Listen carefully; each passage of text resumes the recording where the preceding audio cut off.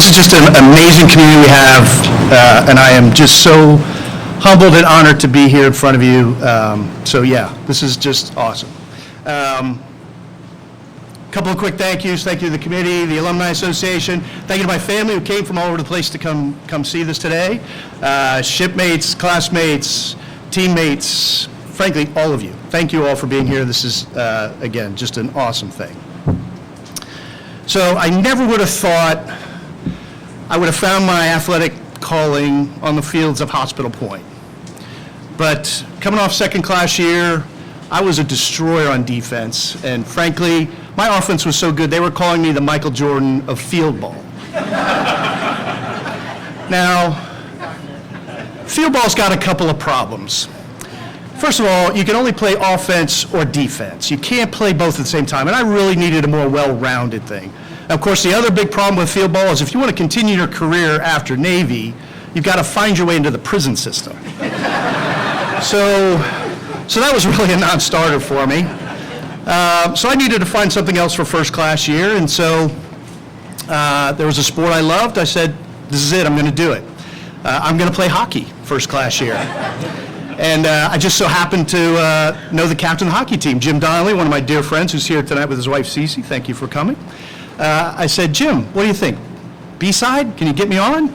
And he was probably willing to put his captaincy at risk. He said, yeah, Dave, I could probably make that happen. And so that was it. I'm going to play hockey first class year. Well, fast forward to Labor Day night, Monday night, first class year, and we're sitting around, and Tommy Kologowski says, Dave, what are you thinking? Why do you want to play hockey? You can't even skate. And he had a point.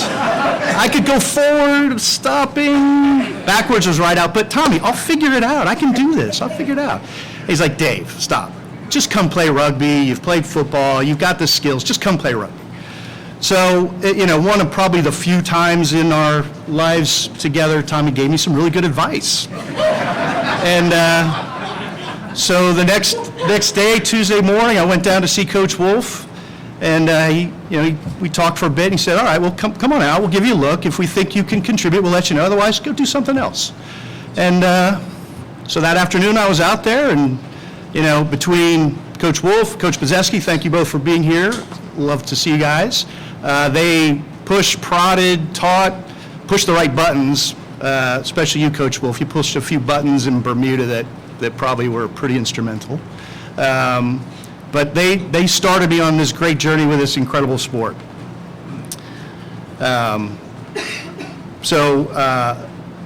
Very lucky to, well, fast forward to really not many years ago, I started to realize once you could actually start to watch rugby on TV around here, I started to realize just how hard it is for an outside center to have an impact on a game. It's got to go through so many hands, so many forwards that have to somehow get the ball. It's really hard. And so I didn't realize how incredibly good all the teams I had played on were, because it allowed me to be much better than I really was. I'm back, that national championship team, 13 of the players were Eagles. I think 3 or 4 were Eagle captains, so I didn't have to contribute a whole lot there. I just had to be along for the ride. And playing military rugby after the academy, I call that the golden age of military rugby. We had lots of Eagles, Kevin Swords, Tony Ridnell, Lynn Walton, Mark Pidcock, who I think is supposed to be here today. Mark Pidcock, one of the few guys to stare down the haka at a World Cup. That's pretty cool. Oh, he is here. Awesome. Thanks for making it, buddy. Say hi to Mark Pidcock. He's rugby royalty. Oh, don't clap for him, though. No, his head is so big already. You don't, just say hi to him. So thank you for making it. Love to catch up. But it all started here at Navy. The team that was just so special to me, top to bottom, just amazing players. So I was nothing without what they did. They basically helped me get to where I needed to be to contribute. And I'd love to name them all. You're going to see JT Young here later, Tommy Monks, who was just a magician with the, I never appreciated how good Tommy Monks was until we played Old Boys Army Navy when we shouldn't be doing anything, and he's just an incredible fly half. So without them, I'm nothing. It was really such a great team sport, and I'm very humbled and blessed to be representing them here today. So thank you all.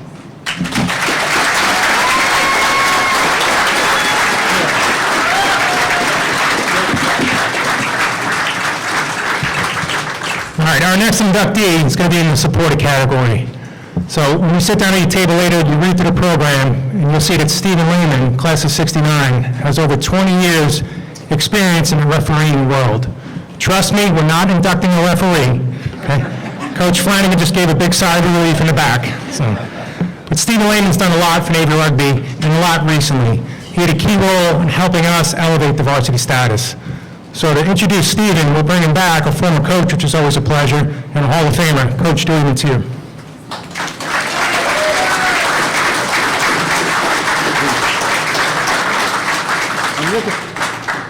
Where is he? Where's Stephen? Back there, okay.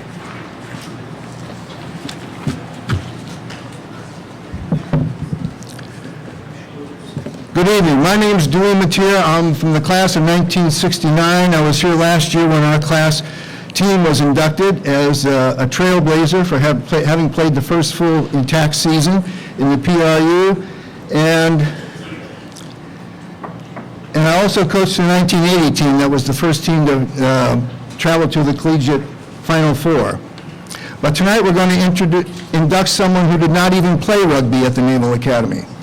My classmate, Stephen Lehman. Stephen was a starting guard on the football team. He was a brigade commander. After graduation, Steve picked up rugby as a tight head prop with the Memphis Old Seven Rugby Club from 1976 to 1981. He was also elected club president.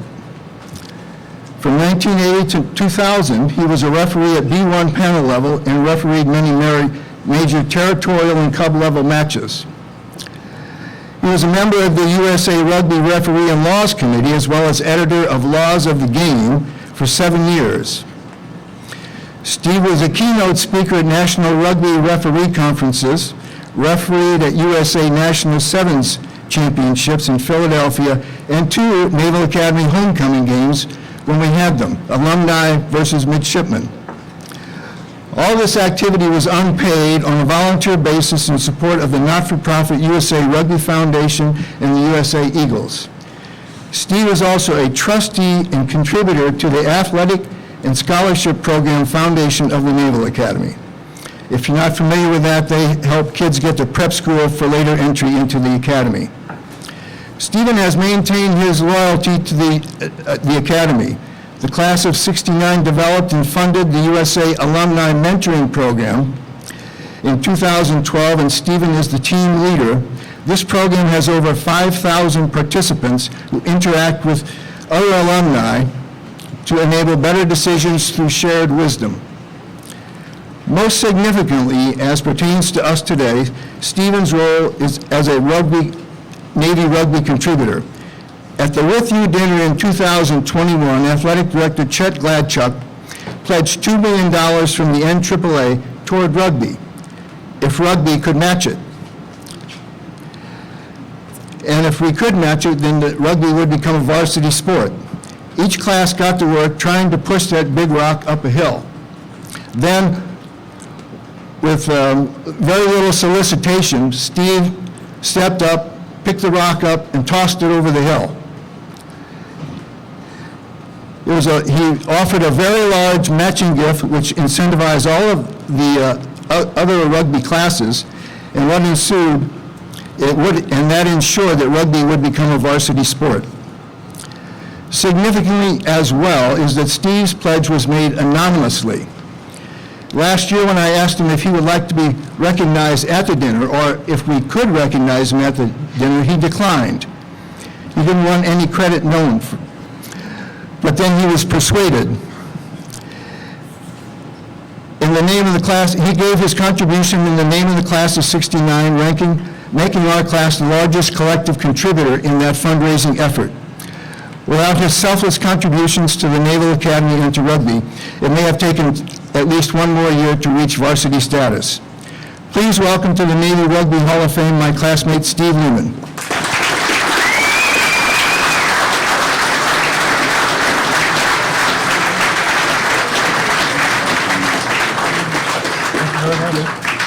We have to get a picture. I guess so. Yeah, all right. I thought you were taller.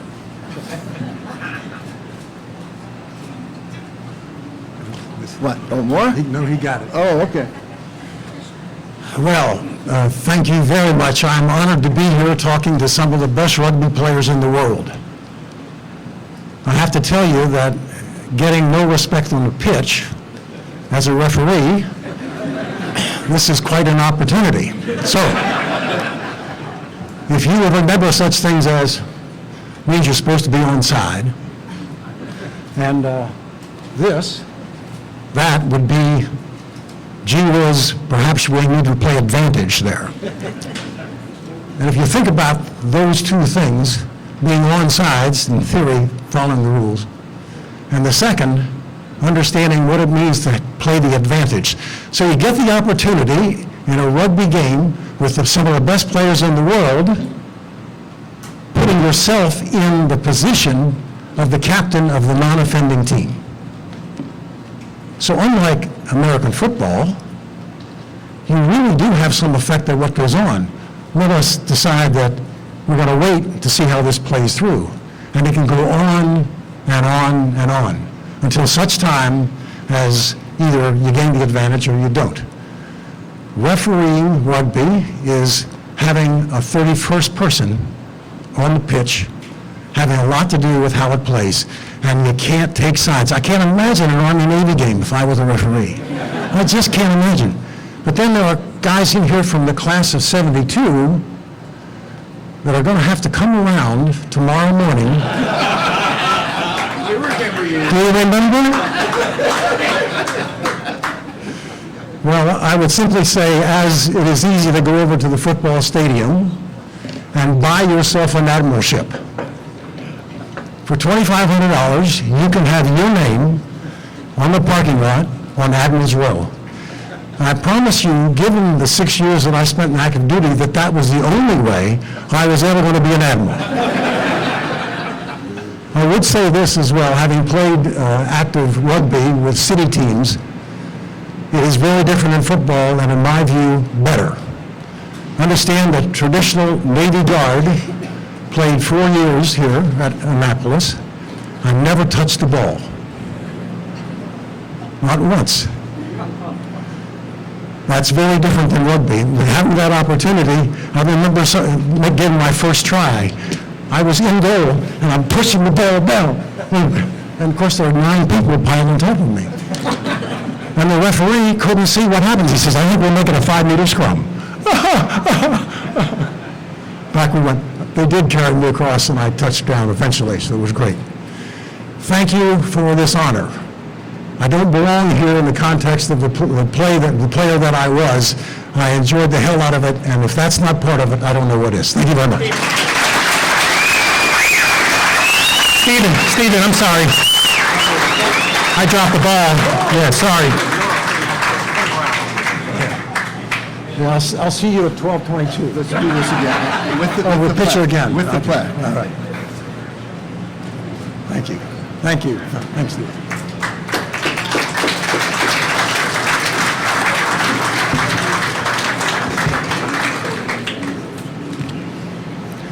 The 1996 team won often, and often by a lot of points. As a matter of fact, they won every single game they played in up until the national semifinal, and it was a close match to that team from Northern California we don't talk about. But in all seriousness, they're also staunch supporters of Navy Rugby through the Alumni Association. They come in masses every year to this dinner. Some of them have season tickets to the home games, and they travel well to Houston and West Point. Scotty Gleason, class 96.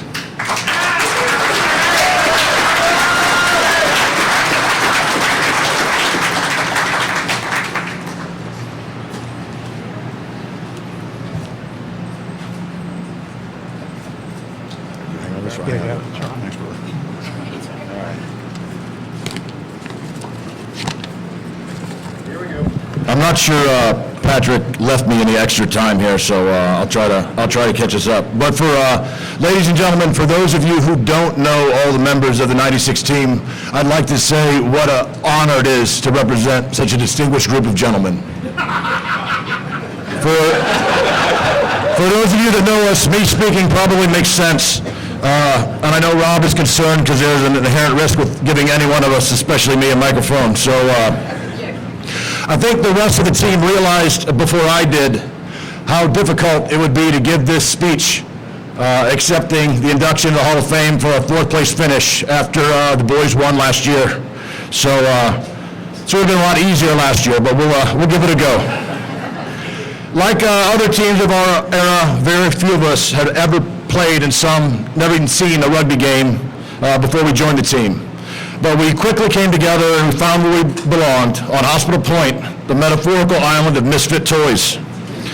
As Rob mentioned, we were undefeated until the Final Four, had high hopes, and although we fell short of our goal, it was an incredible journey and one that we're all proud of. But it's not how we finish that makes this team special, and I'll get to that in a moment. I'd like to thank all the classes that went before us for the foundation that they laid, especially the classes of 93, 94, 95, for recruiting us, providing leadership, mentorship, and friendship. The class of 96 were plebes in only the second year of the Flanagan era, but already we were brought into a program that expected excellence. I'd also like to thank the classes that followed for continuing the traditions and advancing the program, especially the team from 2023. 15 members of the team of 96 made it to Houston for the national championship game, including 9 members from the class of 96. And I bet good money that the only classes with better representation that day were on the pitch.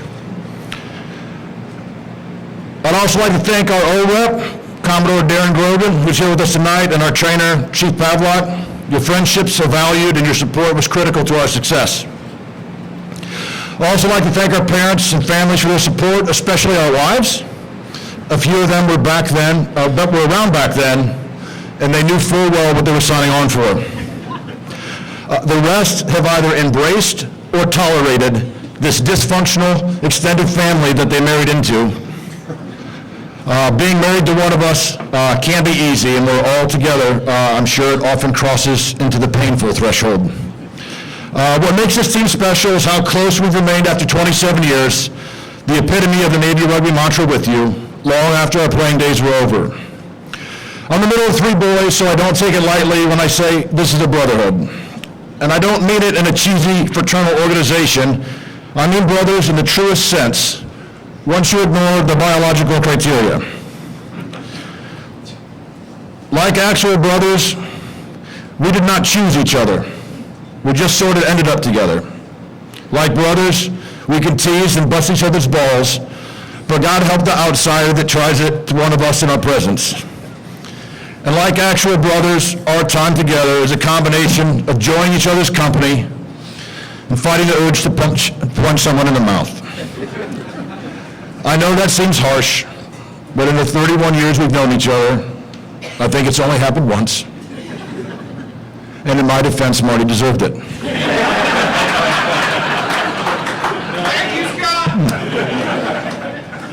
But we love each other, and I wouldn't trade a one of them, not even Sean.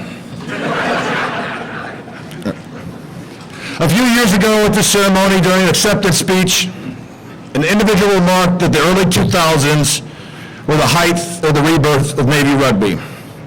I don't remember exactly what he said, but I remember the comment was not well received.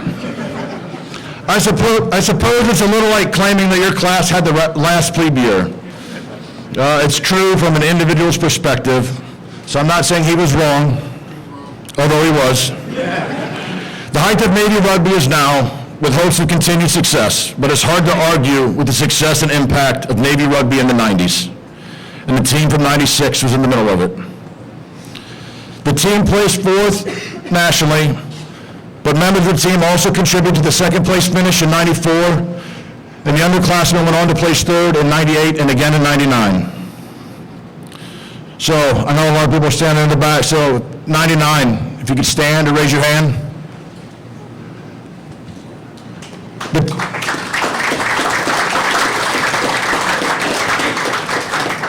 the team boasts, among those Final Four finishes, 17 individual All-American honors. For the class of '99, two-time All-Americans Ben Oakes and the late Jeremy Graysick, and All-American Patty O. From '98, if you're here, Stan? Nobody? All right. All-Americans Donnie Fall, Jeff Immel, and Shanti Holmes McGovern. From '97, two-time All-Americans Rob Sinram and the late Jared Allen. From '96, two-time All-Americans Todd Brumer, Chris Cleary. Stand up, guys. Chris Cleary, Todd Brumer. All-American Sean Donovan. Team captains, Adam, stand up, guys. Adam Pipcorn and Owen Volker. Club president Josh Hall. Other members of '96, Peter Rubio, Marty Fisher, Chris Hoffman, Spiro Nafakos, Matt Snapoff, and Dennis Volpe.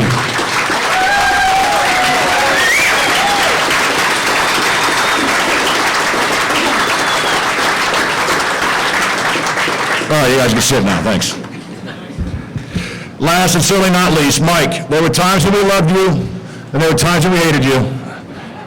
And I'm sure that feeling was mutual. But we're truly grateful for what you've given to the program and what it's meant to each one of us as individuals. As Rob mentioned, you picked up some extra hardware this year, the USA Rugby Hall of Fame. Hope there's room on your wall for one more, because this one's for you. Thank you.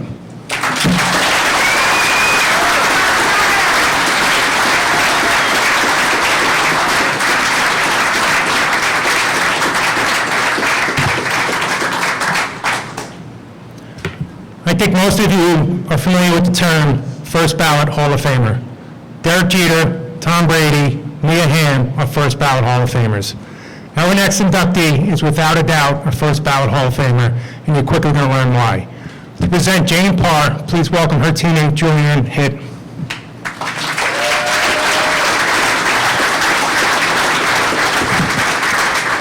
So first, I actually want to express my admiration for the other speakers that have come up here, because when Jane asked me to do this, and I tried to think back to my time at the academy, it's just this like phase and like faint yelling that I had screwed up, and that's probably because of all the hits I had taken, the sleep deprivation, and the alcohol. So the fact that you guys can remember details from when you're mids is really, really impressive. I hope to get to that level. Good evening, everyone. I am Julianne Hitt, and I'm here to introduce one of my best friends, Jane Parr, as she is rightfully inducted into the Naval Academy Rugby Hall of Fame. And I'm assuming she actually asked me to do this because when we were in school together, writing speeches and papers was kind of a team sport.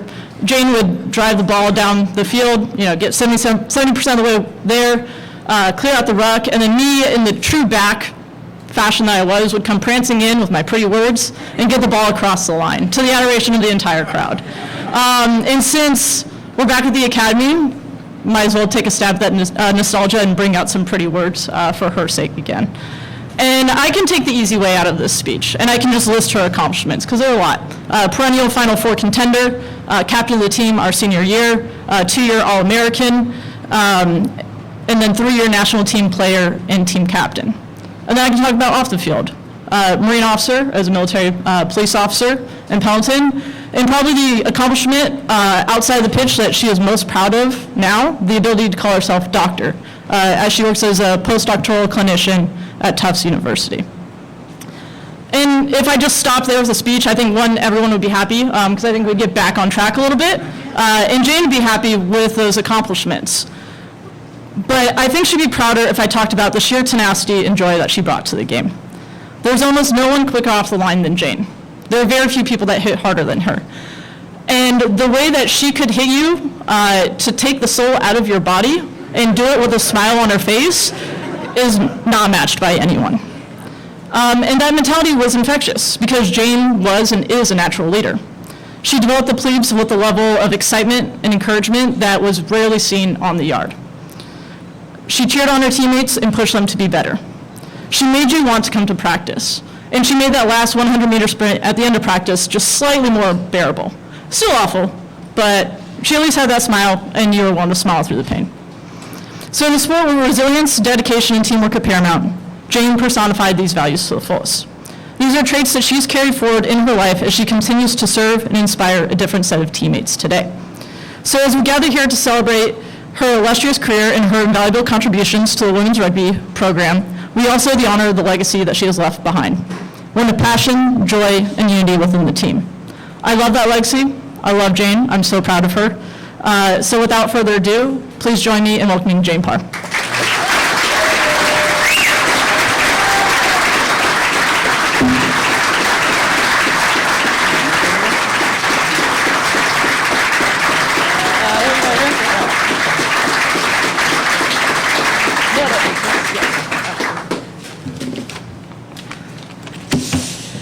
Thank you, Julianne. Thank you, Rob. Thank you, Joe. Thank you for all of this. I'm extremely humbled, and I feel very lucky to be very young in this position, so that's feeling pretty good.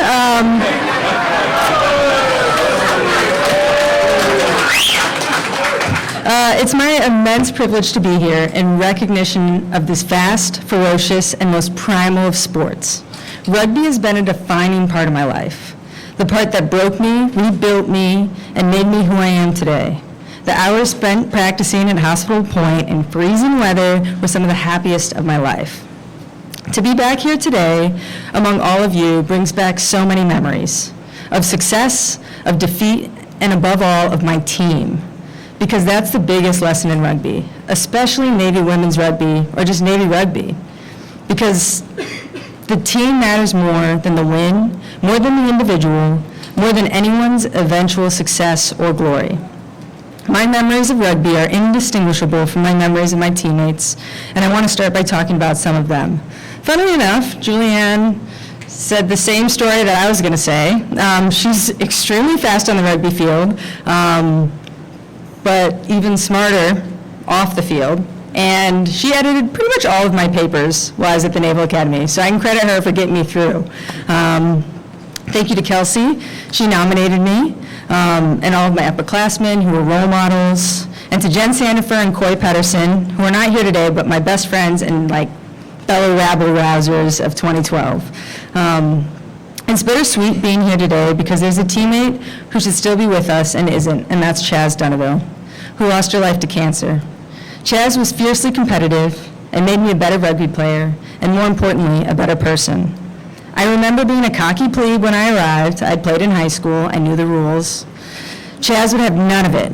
She insisted on round after round of tackling practice just so she could knock me down. Of course, I had to try to get back, so Coy and I decided to prank her. And right after she had her eye surgery, so she couldn't see, we broke into her room and shoved her bed into the ceiling and took anything that was loose and just hit it. We felt pretty good until mealtime, and I heard Chaz was looking for me. She's a second class, I'm a plebe, not feeling good. She's stalking up to me. She gets up in my face and she says, "Well played, Jane." We were firm friends from there on out, and that's the measure of her sporting spirit. She respected a good play, even if it was at her expense. We miss you, Chaz. Your power and strength on the field remain an inspiration to us always. Also sadly missed today is Mike Bullock, our assistant coach, who is a true champion of women's rugby and also passed away. Navy rugby emphasizes that the most important aspect of playing rugby was not the sport itself, but your ethics and leadership, the way you treat other people. Consequently, as a team, we made sure no member ever felt left out. I could have been shunned for going to bed at 9 o'clock on a Friday when everyone else went out partying, but I wasn't. I was lovingly called Grandma instead. It was my sophomore summer that Rick Suggett from the USA team saw me in a sevens tournament. We lost every single game. So, to my astonishment, he offered me a spot on the national team. At that level of sport, you're reselected, you're deselected with every game. Success and failure both happen with dizzying regularity. What does endure is a camaraderie with a deep-rooted sense of what's right. Of course, we all want to win, but to the players coming up now, I say let your loyalty to your team and your moral compass be your guides, not the single-minded pursuit of success. I credit the Naval Academy for teaching me resilience in the face of failure. In sport, as in life, learning how to fail is important. Success is built on the back of failure, our own failures and the failures and triumphs of our predecessors. We have a saying in Navy Rugby, love the legacy. The team is way bigger than 15 players on the pitch at any one time. It's all those who come before you paving the way, and all those who follow you, to whom you bequeath your hard-earned wisdom. When I started, we were a club team, and we relished playing really challenging games like Brown and Penn State because it raised our game. Slowly but steadily, we built on the achievements of the generation before us. When the young mids joined our ranks, we shared and passed on our deeply ingrained values with them. This all paid off. It is my immense pride to note that Navy Women's Rugby is now a D1 team playing at the highest level of collegiate sport. The team was started in 1996, and it's taken 25 plus years of women sweating, bleeding, crying in defeat, and screaming in victory to get us here. This achievement is built on foundations laid by people who came before us, who are no longer with us but form part of Navy Rugby's indomitable spirit. I'm retired from rugby now, but I carry its influence with me everywhere. I continue to seek out challenging situations in which I'm forced to make decisions with immediate physical and mental consequences. I still compete in boxing, and am now a psychologist, which I argue brings the same mental intensity as rugby does. I would like to take a moment to thank my parents. They came here from Wisconsin. Their support for me has been constant throughout my rugby career and my life. Whenever I got hurt, which was many times, or hit a setback, they resisted the natural parental instinct to say stop, and instead they asked me when I was getting back on the field. So thank you, Mom and Dad.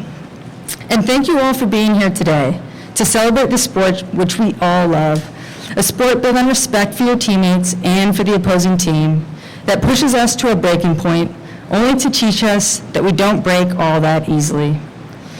It's so much more than a sport. Rugby is a state of mind.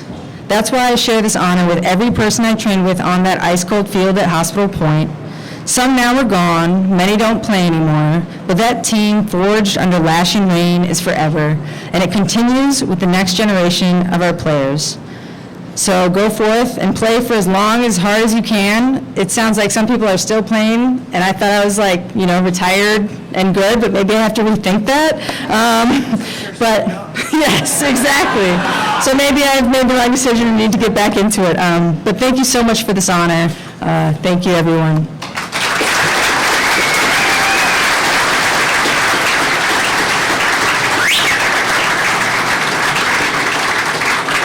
I just want to make one little comment about Jane's remarks. When she talked about being selected and deselected for the national team, well, that's the national 15s and national 7s team, and she was selected far more than she was deselected.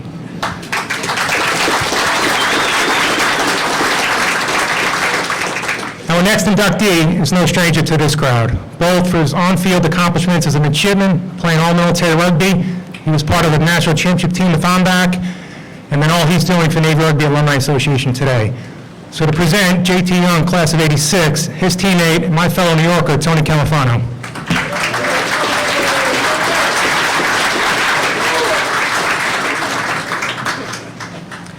Good evening from the old guys. I've been having dreams. Okay. Can we talk later? Okay, here we go. Ladies and gentlemen, as we said, my name is Tony Califano. I am a proud member of the class of '86, former rugby player and a proud teammate, classmate, and roommate of both, I didn't room with Dave, which was too messy, but Dave Long and J.T. Young, who I have the privilege of inducting into the Hall of Fame, the Navy Rugby Hall of Fame. John Thomas Young hails from Towson, Maryland, the proud son of Jay and Ann Young. I know this because during plebe summer, 7 July 1982, Tom, I had to memorize that hometown along with the other people of my company so that I wouldn't get in trouble. The company, 35th Company, which I understand doesn't exist anymore, from the young people, I guess. JT has been my friend for over 41 years. Now, when I say that to my non-Naval Academy friends, they they look a little bit with envy and curiosity. But among this august crowd, I don't think it's all that uncommon. That's what Navy does. That's what Navy Rugby does. And I'm proud to be his friend for so long.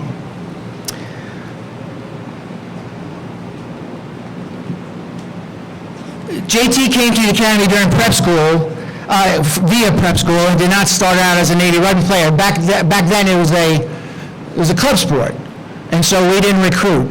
So JT actually came to the Naval Academy as a wrestler, and thank the Lord, not a very good one, because he didn't make the team. And so in the 6th Battalion, they still have the 6th Battalion, I guess? I don't know. Who cares? In our battalion, we had a lot of rugby players, especially in our company. Will Hall, Will Snyder, and Gardner Howe, just to name a few. Will Hall was our firstie back then, both JT and I, among others.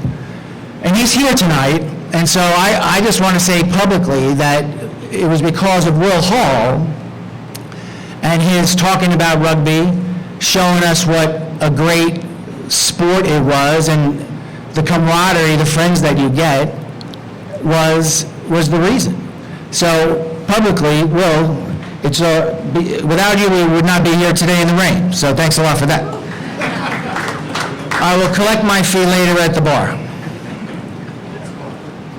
Now, so there's many stories to tell about JT and I as plebes and youngsters, far from the yard, perhaps being overserved, not knowing how or when we were going to get home.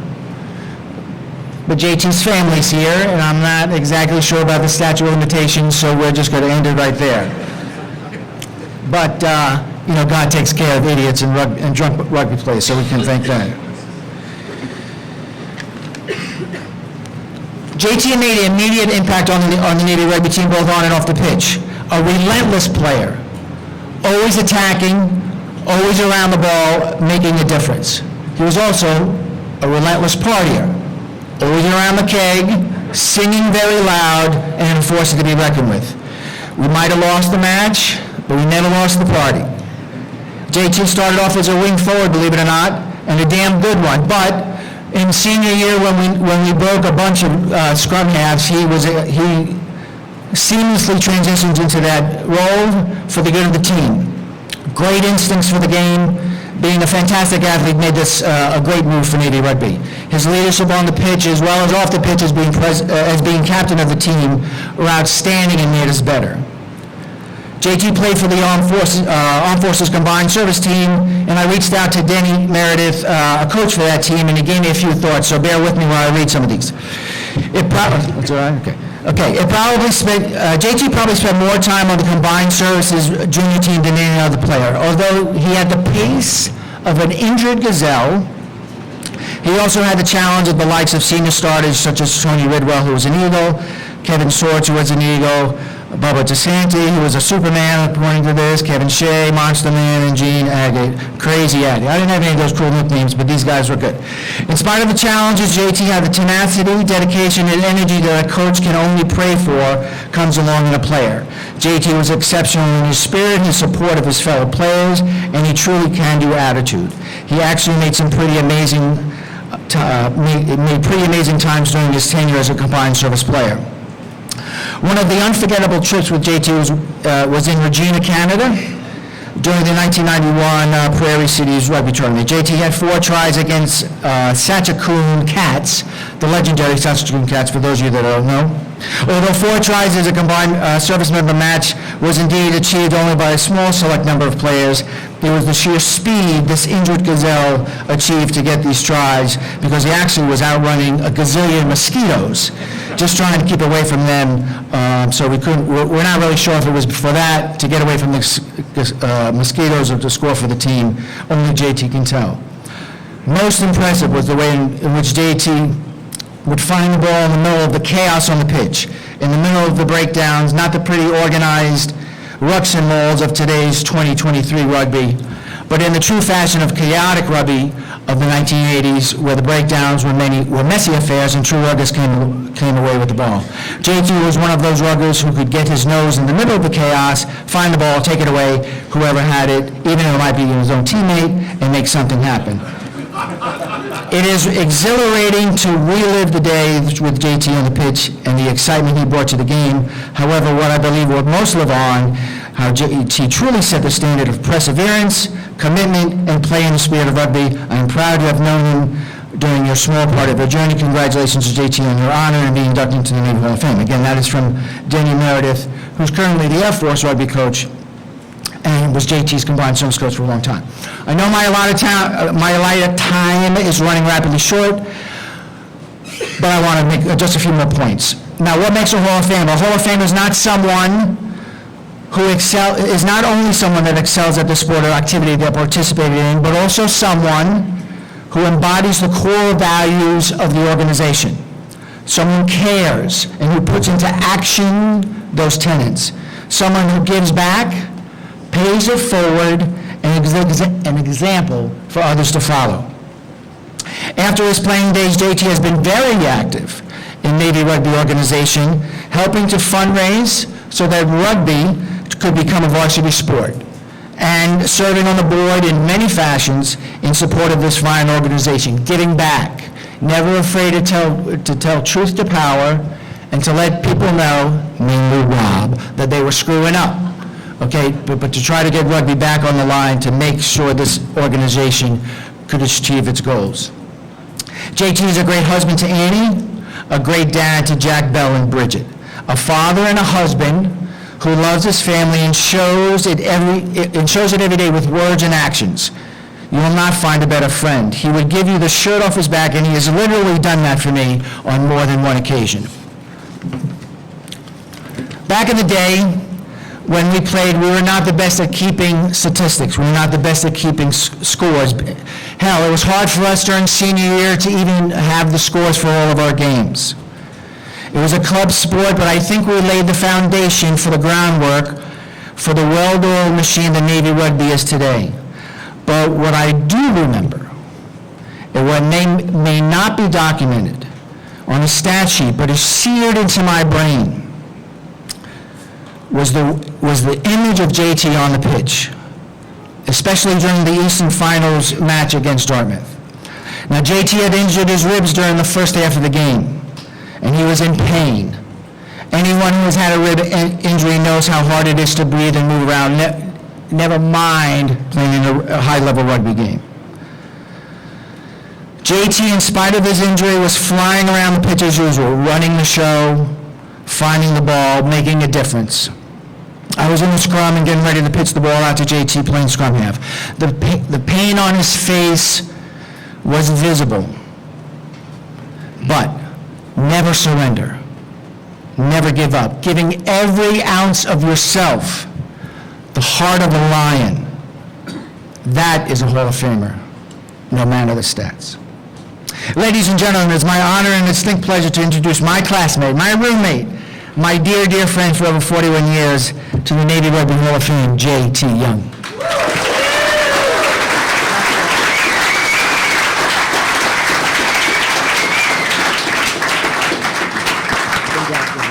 All right, we're going this guy. We're going this guy first. And then this guy. You good? All right, good luck with it. All right, thank you. So you're in luck, one page, and I gifted Tony some of my time. So we'll make this short. As he said earlier, the class of '83 gave us our start, and we got the pleasure of carrying the water, cutting the oranges, and washing the jerseys for Will Hall, Willie Smith, Joe Rixey, and the rest of those gentlemen that are here today. So we learned from the ground up for sure. As everyone else is here said, this game really is life-changing and set us on a path to tackle so much of life, and it's really been a pleasure to be associated with the game and all of you for so long. The reason that we're so still involved with what's going on here is that we haven't lost our way. So we're now a varsity sport. That's great, and it brings with it some benefits, but it can't change who we are, and it hasn't. And So Coach Hickey, coming from a foreign country, took him a little bit of time, but he understands what our mission is, and it's not rugby. We're here to create naval officers and just great people, and I think they're doing a fantastic job with that, and that's why we love to support this program. The 86 team, for me, standing up here is almost embarrassing. We had 2 All-Americans, 4 gentlemen that made the All-East team, and I wasn't one of them. So, go figure. So I'm very humbled to be here, but my teammates, Dave Long and George Prosat being All-Americans, Dave and James Reed, Dave Long, Mark Slomke, all East members, really fantastic players. So to be able to represent the team in behalf of this is very, very humbling for me. Coach Wolf was quoted in a paper one time saying that I could run all day and all night. Well, that's probably because he made me run all day and all night. Gary Holmes, Rich Haddad, yeah, you guys were there for a bunch of those laps. Piggy, maybe it has something to do with their antics, I'm not really sure. But it ensured that we could make it through the games come hell or high water. Anyhow, this is really a tremendous evening, a tremendous honor to me and our family. Thank you all for being here. Go Navy, beat Army.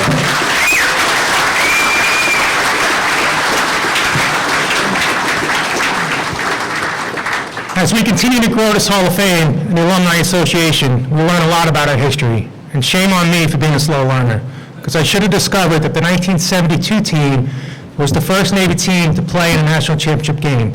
They lost a close game at Palmer College. That match was played 51 years ago.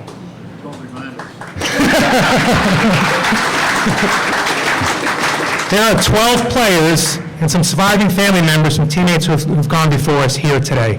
So it was only fitting we're going to bring them up here together. So class of Team 72, please come up.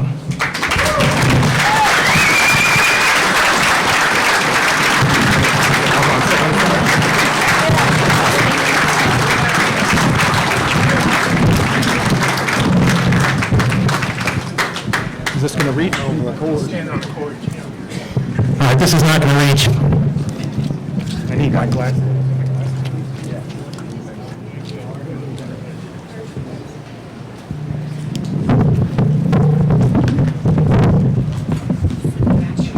I swore I would have checked that out on the underway checklist, and I failed to do that. So Shay Assad and Gary Hall are going to present plaques to the 72 team. We're going to start with the late Stevie Schmidt, scrum half. His plaque will be sent to his family. If we can do this. Yeah, that's fine, however you want to do it. We'll just call it out. Yeah. All right. We'll just call it out. Gary Hall, fly half. Leith Waters, left wing. The late Chuck Petrush, inside center. His son Brian is here to represent him. George Zelna Berry, outside center. Chris Henry, outside center. Houston Jones, right wing. Bob Musselman, fullback. Now to the forwards. The late John Alt, loose head prop. Mike Richard, hooker. Max Mills, hooker. Dean Flatt, second row. The late Scotty Borderode, second row. Ron Gilliams, wing forward. Shay Assad, wing forward. The late Rich Hondo Bean, number 8. His sister Nancy Towns and widow Georgianne Berry are here. And of course, team captain, tight head prop, Gino Giannetti, who will speak on behalf of the team. And I'll present Gino with the team plaque.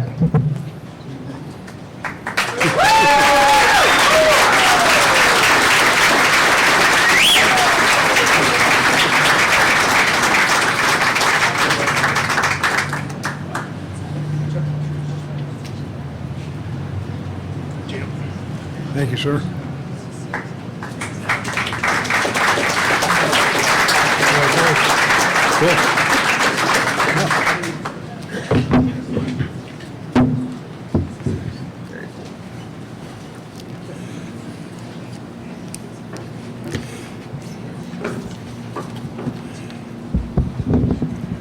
Good afternoon. As we stand here, we'd like to take a moment to remember our 5 deceased teammates, Hondo Bean, Chuck Petrus, Stevie Schmidt, John Alt, and Scotty Borderud, all of whom are looking down upon us today with big smiles. All are sorely missed. All were stalwarts, and all were critical components of the many successes enjoyed by our team. Before I make remarks about our 72 team, I think it's worth framing the Navy Rugby Alumni Association's commitment to making the Rugby Hall of Fame such a special honor for inductees. Midshipmen have been playing rugby for 60 years, maybe longer, but definitely 60 years. During this period, one can argue approximately 3,000 midshipmen have played rugby, proudly wearing Navy blue and gold. Before today, only 4 teams have been selected as Hall of Fame teams. There have been 49 All-American selections from Navy's men's teams and 37 selections from the women's teams. Of those 86 All-American selections, there have been 12 men and 4 women inducted into the Navy Rugby Hall of Fame. Today's ceremony is an especially significant honor, a fact that does not escape any one of my teammates. As we stand before you today, we are truly humbled and incredibly honored to be here and to be part of this. Winning 43 of 44 matches, our team exceeded all expectations, ending 1972 ranked number 1 in the East and number 2 in the nation. April was our defining moment. A very hard-nosed, unrelenting force, this team distinguished itself on April 11th, hosting the first ever international match with a Welsh team, previously undefeated in 3 years of competition. In a particularly hard-fought, bloody match, Navy won 17-12, immediately capturing the rugby establishment's attention. 3 days later, we drove to West Point to beat the Black Knights. With a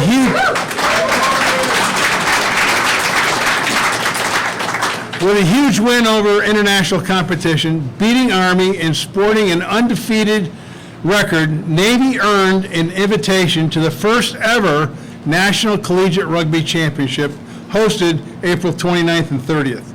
On the first day of competition, we played and won 3 80-minute matches, no substitutions, no timeouts, and 5-minute halftime breaks.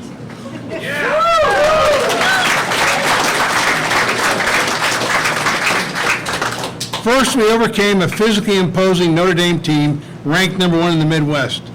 Then we beat UVA, previously number 1 in the East, and finally defeated Princeton, number 1 in the Ivy League. After this gutsy day 1 performance, Navy squared off in the finals on day 2 against an exceptionally talented Palmer team, populated mostly with international players. Unfortunately, after leading 3/4 of the match, we lost in an especially relentless, physically grueling contest. Without equivocation, this 72 team played their hearts out week in and week out, forging an identity of accountability to our teammates, aggressive, fierce play, never asking for nor ever giving an inch, never backing down, and always leaving everything we had on the pitch. Certainly, rugby has evolved over the last 50 years. We learned the finer aspects, tactics, and strategies of rugby play from our coach, Lieutenant Commander Jake Backus, Royal Navy, who came to the Academy as an exchange officer in the summer of '71. Coach Backus grew up with a rugby ball in his hands, playing on just about every elite side in England. A brilliant coach, clearly respected and dearly loved by his players. Coach Backus was ahead of his time, seeing rugby as a tool to teach us how to be better leaders, how to look at a situation as it was unfolding, not reacting after the fact, but rather processing real-time what we were seeing, thinking ahead and responding tactically on the run. Lessons that have served us all so well throughout our many careers. Under Coach Backus, we had a very forceful style of play. Our backs ran hard with intent. Our pack played with purpose, dominating opponents in all phases of the game. Coach Backus worked us long, and he worked us hard, burning a lasting place in our memories and a very special place in our hearts. Through Coach Backus, we simply believed It was our manifest destiny to win. Jake was a coach's coach.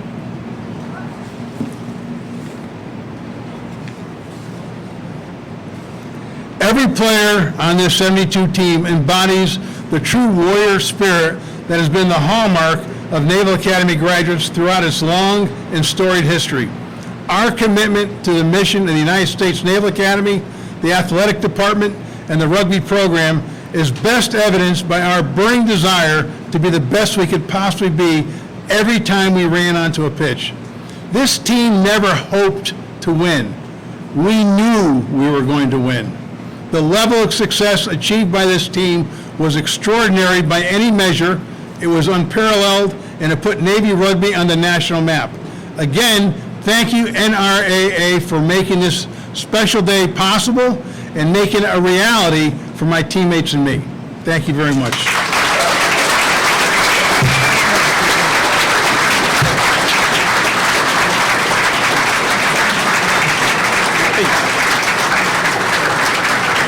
Chris Cleary? No, that's a different one. That doesn't belong here. We'll figure that one.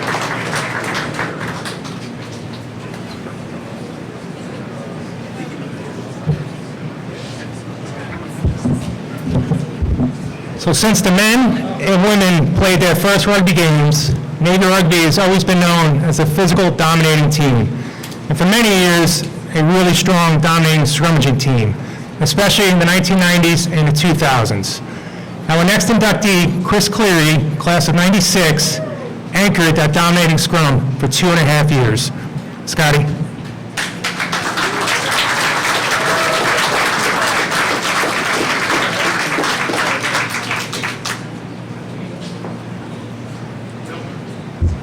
All right, I don't have this one written down.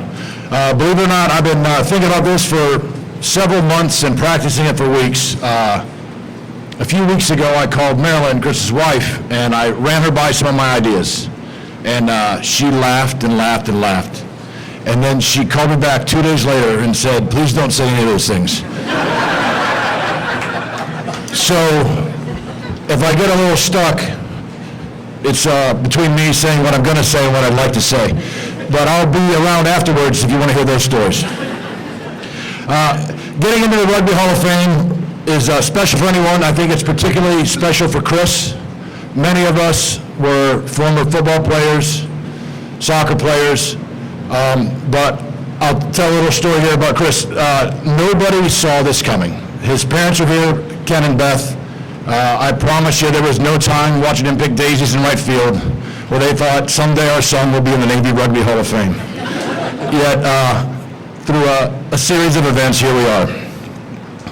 I think he'll tell you a little bit about how he came out to play, so I'll just walk you through his 4 years. Chris and I quickly became friends. When he came out to rugby, those that hadn't played before, the class of '93, some of them are here, they ran us through a very rigorous skills assessment to see what position we should be playing. And for Chris, it went something like this. You're kind of tall, and you're not fast, you're second row. So he played second row for a couple of years and did quite well. And then at the end of our youngster year, Chris and I had the opportunity to try out for the All-East team, which was a shock for both of us. We were really happy to be there, just to be invited. And our goal was, let's do well enough in these tryouts that they ask us back again next year. We both made the team. At one point, I'm going to tell a side story here, I got in a collision in a ball drill because a guy from Harvard, of all places, didn't know his left from his right, and split my head open a lot like one of those lawn sprinklers. And they called Chris in to take me to the hospital because he was my ride, and he said, thank God, I was getting my ass kicked out there. I thought, yeah, buddy, that's right, I did this for you. Anyway, we made the team. He was invited back again next year, and then went on to be an All-American. And again, his senior year made the All-East team, and again, an All-American.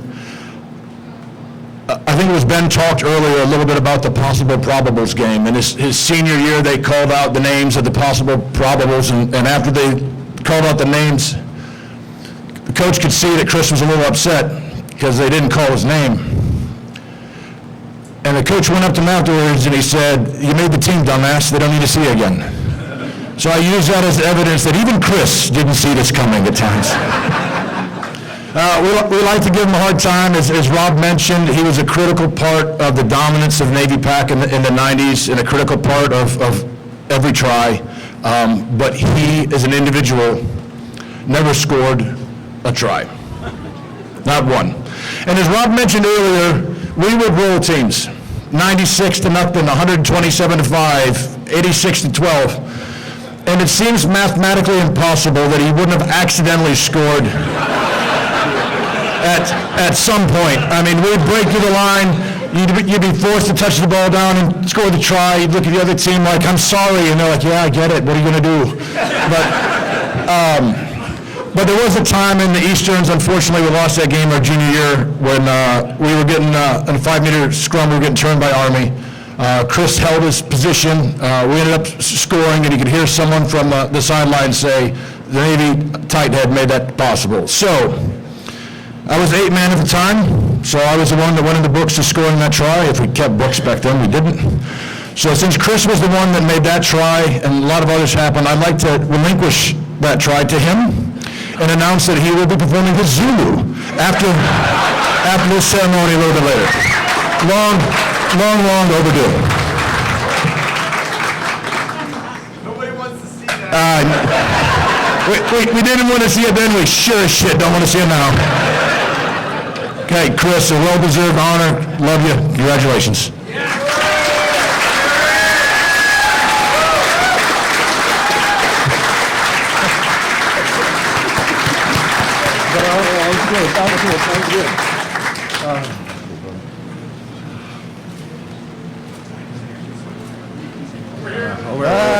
You can't see anything. And over here. Over here.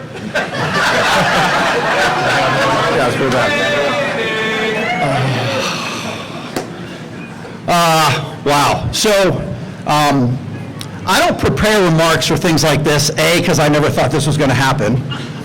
B, it's hard to follow many people who have said a lot of the things that you would say in your remarks anyways. So I kind of want to make this about a bunch of thank yous. Because like many here in this room, rugby was sort of what got me through everything. I'm going to start with thanking my dad, who's right in the front, who after my junior year in high school dragged me to a Navy recruiter, and I enlisted in the Navy. Of the Top Gun generation having aspirations of grandeur that I was going to be an F-14 pilot, I ended up turning wrenches on Hornets as opposed to flying airplanes my first couple of years. But that got this started. That was the beginning of my Navy adventure. A couple years later, I literally weaseled my way into the Naval Academy. That's a story over many beers. Over many years at the Naval Academy, just to say I thank the Naval Academy for letting me out of there. I wasn't the anchor man. We could probably hold the conversation in line. That sort of selection I remember very clearly being near the back of the line with all the other Napsters who seemed to be picking ships. But rugby was a special thing for me because of my challenges at the Naval Academy. Rugby's what actually allowed me to have any fun here, because I didn't certainly have any fun academically because of all the other pressures put on students that were academically challenged at the time.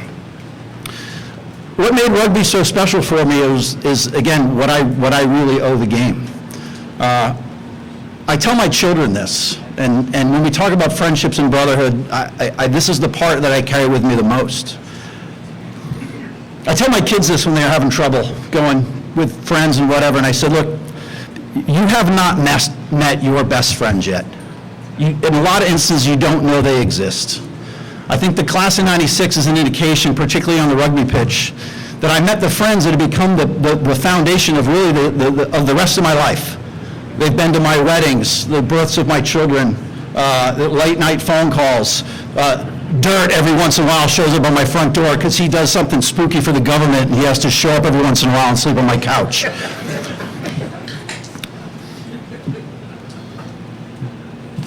But the thing I owe it the most is my family. I thank rugby because rugby is how I met my wife. I met my wife at a rugby game. I met my wife at a rugby game playing darts. We will talk about this dart game. There's some claim to who won the game.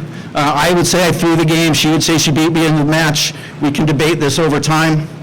I thank the team for being part of my life over the 4 years that I was dating my wife. I thank my classmates and my teammates for being in my wedding, for Scott being my best man. I thank the Navy for allowing me to do some of the things that I've done. For those of you who might know or may not know, I'm currently the principal cyber advisor for the Department of the Navy. I work for the SecNav. Many of the people who go to school with me go, "What? You're the who? You failed calculus at the Naval Academy, and now you're the senior cyber advisor for the whole Navy?" And I go, "Yeah, it's funny how that works out, isn't it?" Right? I can just say that this game is everything to me. To my wife, I love you. Thank you very much for supporting me all these years. For my family, thank you for getting this journey started. And with that, I'm sort of at a loss of words for all of this because, again, I never thought I would be here. Again, for my teammates, Scott, Dirt, Donovan, Stumpy, Pip, Owen, there's many people that should be up here probably before me. Again, I never did score a point, and I'm not doing a Zulu dance. I'm not taking that. I'm not going to do that. Maybe later after beers at home or something, right? Nobody really wants to see that. But for a game that again was the foundation of many of our lives in this game, I'm honored to be here. I thank everybody for showing up, and thank you very much.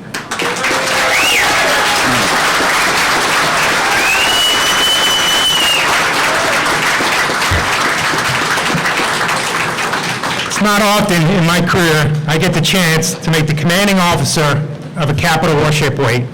Well, I took full advantage of that opportunity tonight, and I made Captain Ben Oaks wait. More importantly, I made his family wait, and I apologize and appreciate your patience. So Ben's accolades speak for themselves, but we're going to bring back fan favorite Pat Mahoney to do his induction. Pat.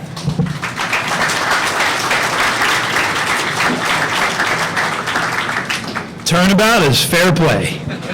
No.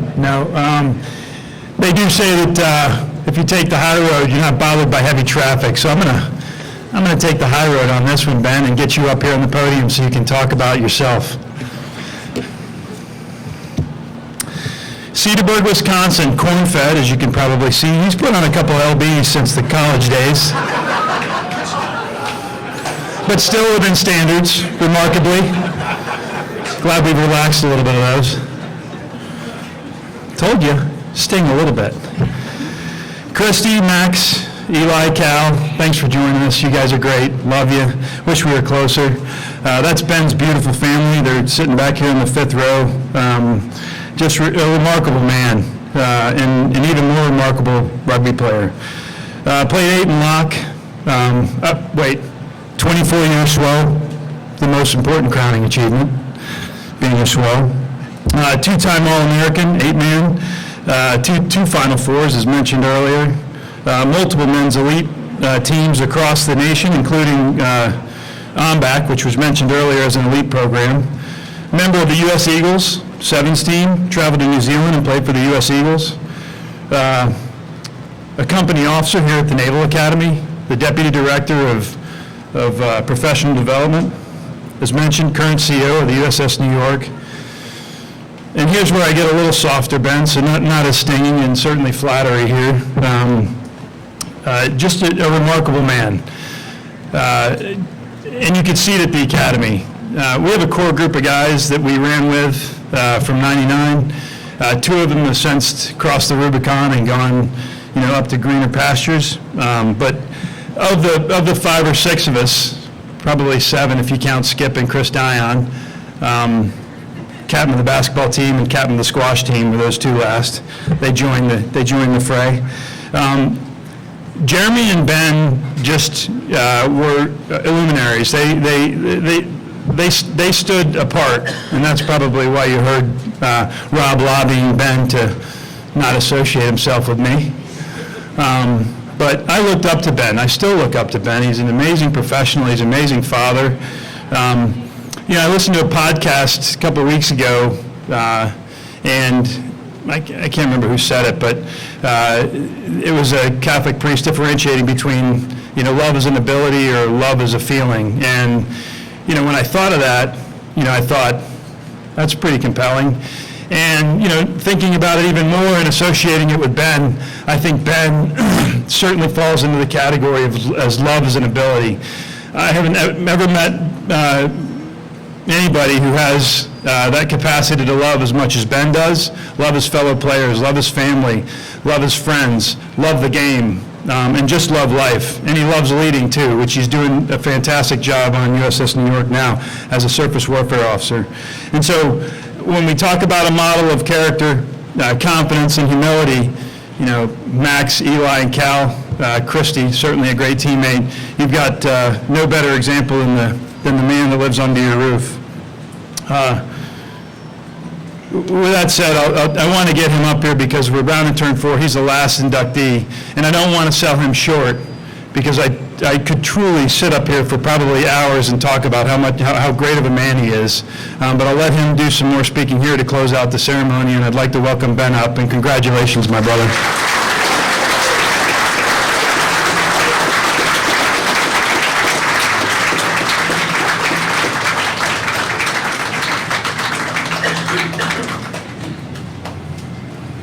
All right, you're too kind, buddy. Love you too, buddy. Let's take a picture. Where are we looking? Ooh, I don't know. There, center. Congrats, brother. Appreciate it. All right, they say know your audience. I know I'm the last guy to speak and stand behind between you and cocktail hour, so I'll be quick. Plus, Interim just told me the time's cut, so yeah. So aviator can't run the schedule to save his life. I think he was an Airbus once, so right. So Navy Rugby, it's an honor to be up here. Humbled to join some really great players, coaches, and fans. I, too, want to take the approach to just thank people. So please allow me to quickly thank a few people. First, Adam Pickcorn and Donnie Fall, my upperclassmen 31st Company, who encouraged me as a plebe to come out to the first rugby practice back in August of 1995. You not only introduced me to the best damn team sport on the planet, but you also welcomed me into the best group of men a guy could ever ask to sweat, bleed, and go to war with. Rugby has given so much to me and has literally shown me the world. Navy Rugby is where it all started, so thank you. All right. Coach Mike, thanks for taking a chance on a burnt-out 6'5", 185-pound, yeah, there's a lot more pounds on now, swimmer who, as one of your future players, for showing me what love and respect for the game of rugby was. Thanks for giving me the privilege to put on the number 4 and 8 jerseys for you and for allowing me to be one of your team captains. Your instruction during those critical years of my college life and your friendship the past 28 years has been a huge impact on my life and on and off the pitch. The late Jared Allen. Jared was the standard bearer for me on what it meant to be a part of the Pack's back row. My first tackle of Jared during an A's and B's scrimmage left a lasting impression on me literally and physically. The memory of that moment drove me to find a different level every time I stepped on the field for nearly 16 years. Patty O and the rest of the 99 dynasty, the late Jeremy Graysick and P.C. Hudson, Bobby Danzy, Mitch Eisenberg, Eric Cecil, and Les Takis. The memories from our time spent on Hospital Point, trips to San Antonio, Penn State, playing 3 games on a single Saturday on the mall in D.C. for Cherry Blossom Tournament, that was fun, Mike, were some of the best of my life. The guys from 2000, Nick Colt, Roy Nicka, Ryan Howe, Josh Wynn, who rounded out the team we took to the Final Four in '99. To this day, I would pit that starting 15 against any one of Flanagan's time, yes, even the '96 team. Sinram. Rob, I have probably played more rugby games with you than anyone else. Thanks for being the consummate team captain. Your love and respect for Navy Rugby sets an example for me back then and still does today. Almost done. Jason Hedberg, I don't think he's here, but I hope he's watching because he needs to hear this. Thanks for always reminding me that you were not the best 8-man to ever come out of Navy. Hedberg, in all honesty, neither one of us were the best. There's a dude named Connor McInerney who's going to be standing up here one of these years who probably deserves that title.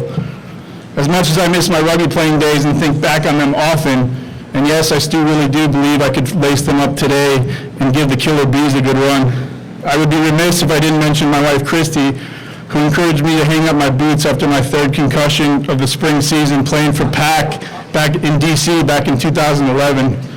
It It was only in that moment of confusion that I agreed. I don't know what I was thinking. Gosh, I really miss it. All right, lastly, to my three boys, Max, Eli, and Cal. Yes, I named my son after my most hated rival. I love you. As your father, I say a lot of prayers for each of you in your future. That list is very long, but included in them is this. I pray that as you grow up, that you also get the experience of finding a sport you fall in love with.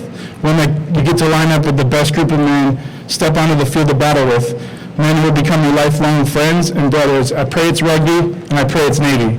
Go Navy, beat Cal.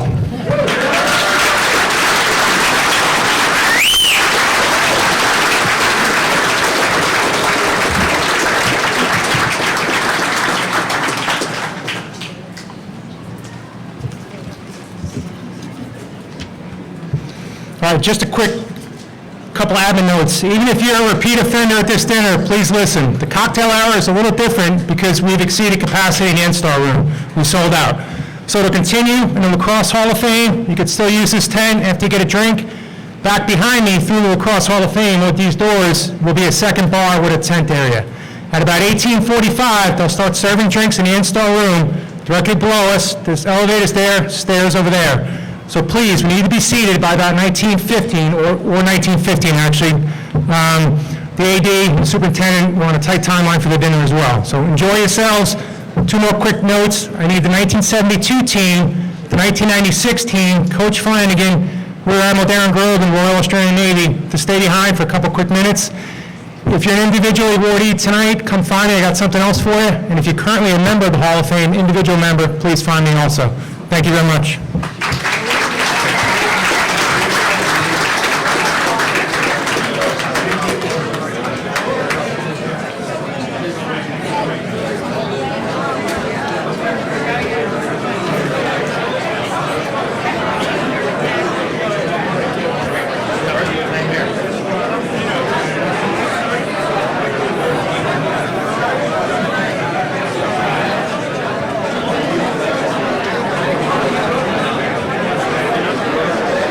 See you, buddy. Max.